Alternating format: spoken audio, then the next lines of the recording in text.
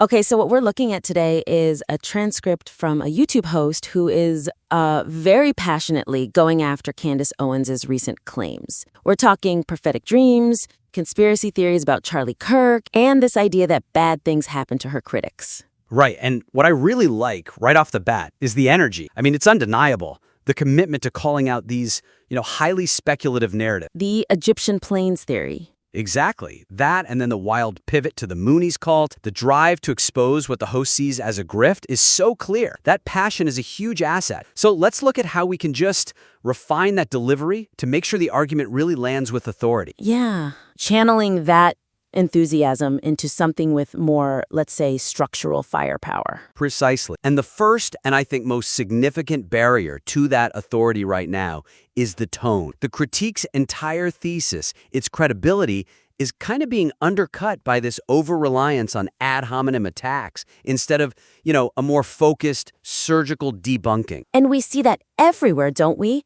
The language is just so intense, calling her dumb, an insane woman, pathetic, and then that line, "Ain't nobody paying me to mock you." Right. And while that really energizes the base, the people who already agree, it creates two pretty big problems for anyone else listening. Okay.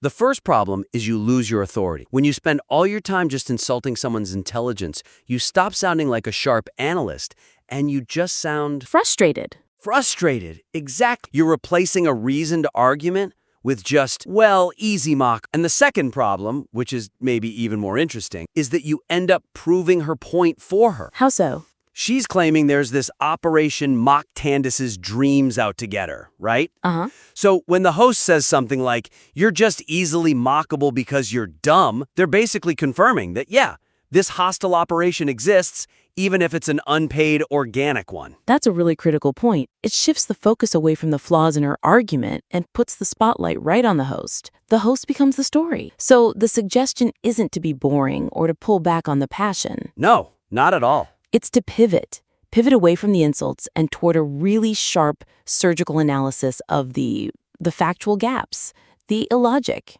in what she's actually saying. Precisely. You want to replace the personal jabs with high-level rhetorical weapon. Use irony. Point out the absurdity. Forensically deconstruct the claims themselves. Okay, so take the part about the $7,000 payment to Israeli operatives. Yes, the host just says it's just absolutely insane. Which it is, but that's the weakness. It's just a reaction. It's a reaction. The suggestion is to channel that same energy into dissecting it. Instead of calling her insane, demand the evidence that proves the operation is real. So a concrete example would be, instead of just reacting, the host could ask something like, okay, so if this is some sophisticated international operation, why does it cost $7,000? Is that the price of a decent used motorcycle? Who are these operatives? Did you find them on Fiverr?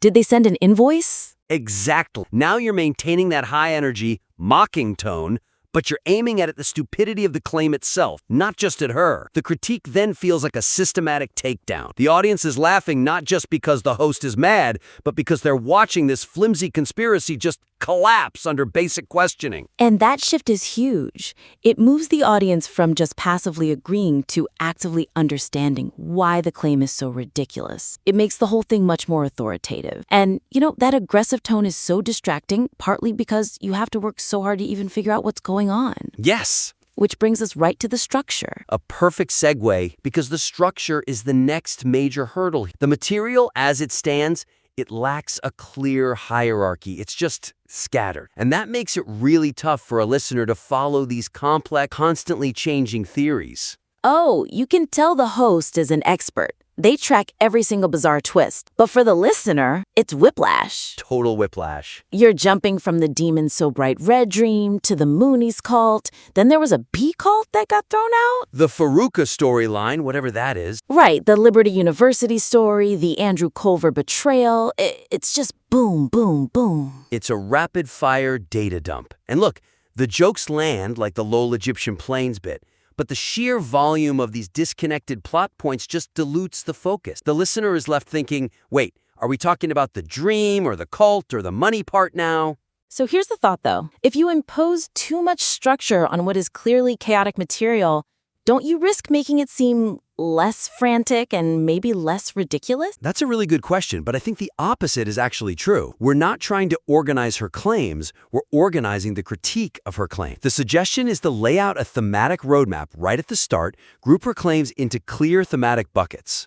So the structure itself becomes an analytical tool. Exactly. You're not reducing the chaos. You're using the chaos to prove the host's point, that these theories are disposable and just made up on the fly. Precisely. So for a concrete example, you could start with a simple roadmap. Today we're covering 2 categories of recent insanity. Segment 1 could be, say, analyzing the political conspiracy shifts.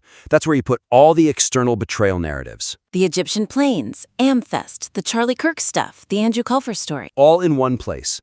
Treating them as a single unit shows her pattern of constantly needing a new enemy when the old one doesn't stick. Okay, I see that. And then segment 2 would be? Deconstructing the personal defense strategy. That's where you put the more bizarre emotional claims, the dreams, the accusations of being a witch, the spiritual intimidation stuff. Because those are a fundamentally different kind of argument she's trying to make. They are. And by grouping them this way, you give the audience a mental filing cabinet. And then, within those segments, all those great, specific details the host has, like the maroon shirts or the dingbat herself Candy Bloody Owens dream, they become evidence supporting a thesis, not just quick throwaway jokes. That organization would make a huge difference. And once that structure is in place, we can really isolate what I think is the most critical claim in the whole piece. The spiritual intimidation. Yes. This is such a major missed opportunity in the material. The host correctly points out that this whole rebounds and karma claim isn't biblical, but then they miss this crucial chance to use their own stated belief in the Word of God to offer a really substantial authoritative counterargument. That's the key, right? I mean, this is probably Owens's most manipulative claim, that bad things happen to people after they attack you. And she uses real, serious examples. Dennis Prager falling, Jordan Peterson getting sick. Yeah, and the host just dismisses it all as superstition and witchcraft, and then the only advice is a very high-level, read their Bible. And that's just not enough. It's too short. It doesn't actually address the specific things she's claiming. It leaves that little bit of fear, that perceived spiritual power, it leaves it lingering in the listener's mind. If the host is going to say, we stand on truth, then they have to use the tools of that truth to dismantle the claim. Authoritative. So we need a focus segment that systematically goes after this idea that someone's personal misfortune proves the speaker's divine protection. But how do you do that without it sounding preachy? Without turning into a theology lecture? It's not about preaching. It's a rhetorical move that's rooted in integrity. The host has to go beyond just saying, that's superstition. They have to explain why connecting Jordan Peterson's illness to Candace Owens' political battles is just fundamentally against the very foundation of truth the host claims to stand on. Absolutely. And for a concrete example, they can take that quote from Natalie Denise about the language not being biblical and just expand on it. The host already brought up concepts like sowing and reaping. They need to use that framework to draw a very clear line in the sand. Articulate the difference between the actual biblical concept, which is, a general principle of consequences, and Owens' very specific manipulative version, which is using someone else's hardship as proof of her own spiritual armor. Yes, the host could even use the Prager and Peterson examples rhetoric. Ask the audience, is the Word of God really suggesting that a man's terrible accident means he's a wicked enemy of Candace Owens? Or is it more likely that a political narrative is just hijacking personal misfortune for its own defense? That's it. That changes everything.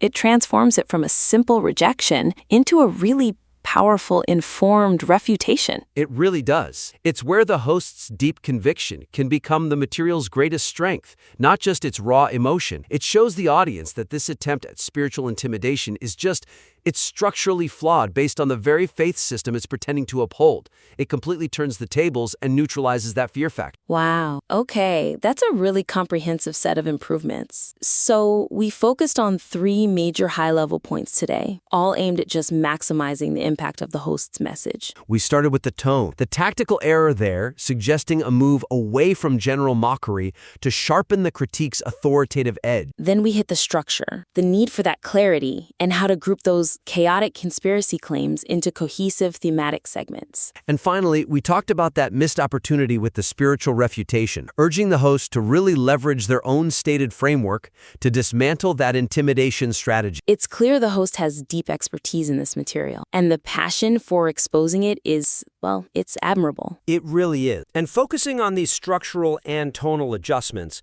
will just make sure that your core argument that this whole volatile narrative is just a desperate grab for relevance lands with maximum impact and with maximum credibility. I would absolutely invite you to implement these suggestions, and please submit the revised material for another look.